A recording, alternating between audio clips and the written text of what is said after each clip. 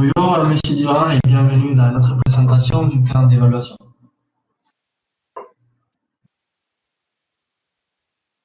Le but de notre plan d'évaluation est la détermination de la qualité de la formation à travers 3 principes.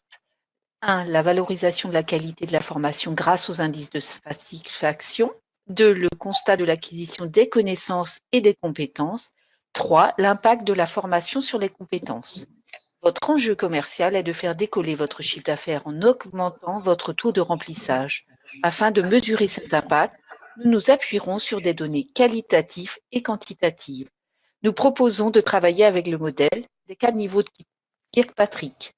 Dans ce niveau de Kirkpatrick, nous allons mesurer la satisfaction des participants. Pour cela, on réunira les réactions des participants par rapport au tutorat, aux séquences de formation, à l'ambiance d'apprentissage et des supports et des outils. Grâce à un questionnaire de satisfaction en ligne, à chaud et à froid, plus les retours lors de la dernière classe virtuelle, nous obtiendrons ces données. Il s'agit d'évaluer leur satisfaction sur une échelle de 4 à 5 niveaux, échelle de Likert. On évitera 3 niveaux car les apprenants ont tendance à se positionner au milieu. À l'issue de la formation, nous vous transmettrons la synthèse de l'enquête de satisfaction et ainsi que les retours lors de la dernière classe virtuelle. Les évaluations préconisées de ce niveau, mais aussi des niveaux suivants, vous permettront également de mieux piloter vos formations en ciblant les salariés qui pourront bénéficier de formations spécifiques. Dans un de ces niveaux, on évalue l'apprentissage, c'est-à-dire les connaissances, les compétences, les attitudes, la confiance en soi et l'engagement des participants. Tout au long des dispositifs, des travaux seront évalués. Nous vous suggérons les coefficients et modalités d'évaluation suivantes. 50% en modalité distancielle asynchrone, c'est-à-dire le plan d'intervention et support produit pour le présentiel, 20% en modalité distancielle asynchrone, avec les tests des connaissances mis en ligne dans la plateforme, et 50% en modalité présentielle, synchrone, où l'on met en pratique en exposant son discours. Les données que nous allons mesurer sont les suivantes. Les taux d'échec, et pour cela nous ferons un entretien téléphonique afin d'apprendre les raisons précises du départ. Les taux de réussite, la moyenne des notes, l'écart entre les quiz d'autopositionnement et les questionnaires d'évaluation finale. On fera aussi un débrief avec les questions du forum sur la plateforme.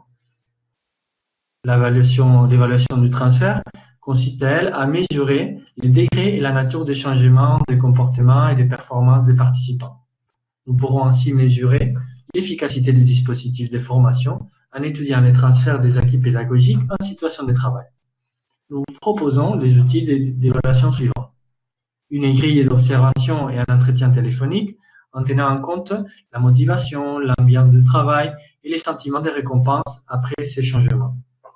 Une évaluation 360 degrés est envisageable avec les collègues et les managers.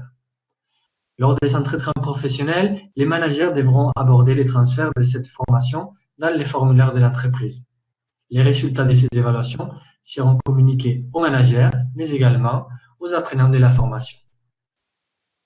Dans le niveau 4, nous allons mesurer les résultats du groupe par rapport à la participation d'une partie de vos équipes au dispositif de formation. Nous pourrons éventuellement constater l'impact de la réalisation de la formation sur le business et l'augmentation des ventes et du chiffre d'affaires. Selon nous, il convient d'analyser l'augmentation de votre taux de remplissage à 6 mois grâce à la participation de vos équipes à la formation. Nous suggérons de comparer également les taux de remplissage de cette formation en présentiel et à distance. Nous vous proposons d'établir une enquête Google Forms avec les responsables d'établissement afin d'étudier la corrélation entre la formation et votre développement. Enfin, pour évaluer la performance de cette formation, il est important la construction de votre propre tableau d'abord.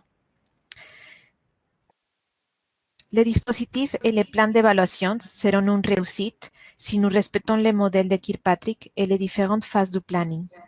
Si les acteurs impliqués sont volontaires et motivés, si l'accompagnement tutoral est organisé, construit avec vos équipes, si vous valorisez votre investissement et vos salariés grâce à une politique de récompense du service de RH, et finalement, votre plateforme vous permettra d'avoir des données factuelles qui faciliteront l'orientation et l'amélioration du service de formation Study Group. Bon. Question pour répondre. Merci, Monsieur Durand.